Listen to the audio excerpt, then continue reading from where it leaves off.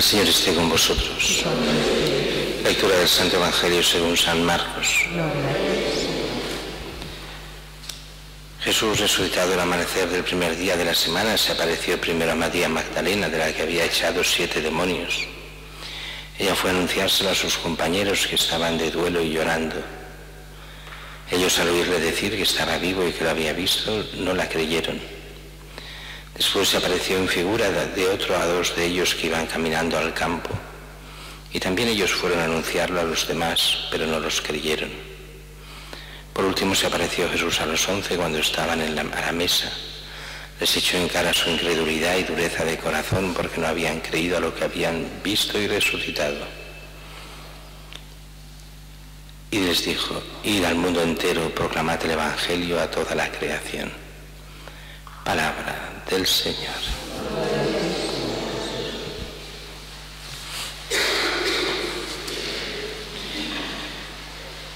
En el Evangelio vamos viendo los testimonios de los diferentes evangelistas de la resurrección del Señor, estas apariciones, esta incredulidad de los apóstoles, que es en el fondo una de las garantías de veracidad de todo esto, porque los apóstoles no se podían ni pensar que Jesucristo resucitaría, aunque Jesús lo había predicho muchas veces, pero ellos estaban en otra onda, estaban en otra mentalidad, estaban ya en una mentalidad más bien derrotista. Todo se ha acabado, no sabemos qué hacer después de estos años con Jesús.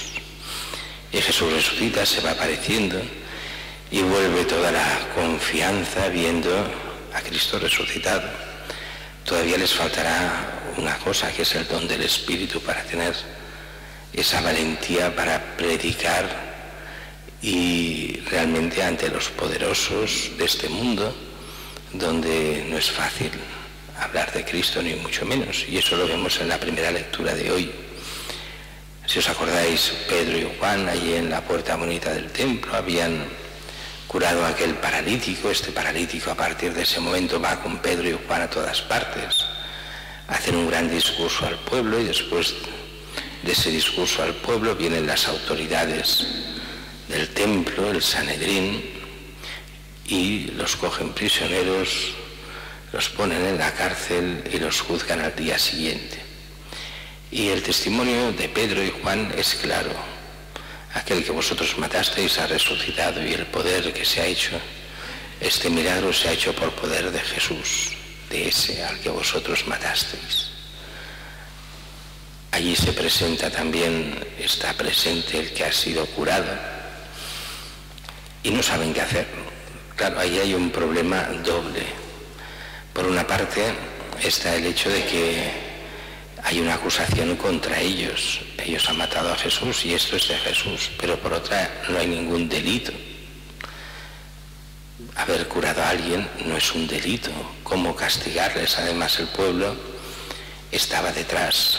Había oído el milagro, habían oído a Pedro y Juan, habían visto a este hombre y lo conocían bien, no se podía negar el milagro. Temen una insurrección contra el Sanedrín si castigan duramente a Pedro y Juan. Y entonces deciden, y además hay un tercer problema: el Sanedrín está en parte dividido. Aunque la mayoría está contra los apóstoles, siempre queda gente que quiere la verdad y busca la verdad, no solo los intereses del Sanedrín. Y eso hace que sea más difícil castigarlos por algo que no han hecho. Por hacer el bien no se puede castigar, aunque a veces pasa, pero en teoría no se puede. Y es el momento en que deciden, los amenazaremos severamente y los dejaremos ir. Y así prohíben, el Sanedrín prohíbe a los apóstoles, a Juan y Pedro, que hablen de este Jesús, que no se hable de este hombre, y los dejan ir. Y ellos, con la valentía de Pedro y Juan, dicen: juzgad vosotros mismos, ¿a quién hemos de hacer caso? ¿A vosotros, a los hombres o a Dios? Pues hay que hacer caso a Dios, no a los hombres. Fijaos que ese problema es muy claro y es un problema que también se pone hoy en día. Muchas veces muchos cristianos o falsos cristianos, o si queréis semicristianos, llamadlos como queráis, están en la misma encrucijada. El Estado, la moda, la gente, los poderosos de este mundo dicen lo que hay que hacer. Y sin embargo Dios nos marca otro camino, el camino del bien, el camino de seguir realmente los mandamientos de Dios, el camino de buscar la voluntad de Dios en todas las cosas, de ser fieles a Cristo. Y el mundo nos dice, no, solo tenéis que ser fieles al egoísmo, a lo que os interesa en cada momento, y al Estado, eso sí. Y entonces, mientras me seáis fieles al Estado, no obedezcáis jamás ni a la Iglesia ni a los mandamientos de Cristo. Por eso el cristiano debe estar muy atento a quién hemos de obedecer, a Dios o a los hombres, a las ideologías de este mundo o al Evangelio. Pues primero está el Evangelio, primero está Cristo, primero está la bondad, el bien y la verdad. Recordemos que en el Evangelio esto es importantísimo. Cuando Jesús se pone como testigo de la verdad, el mundo, ¿qué dice? ¿La verdad qué es?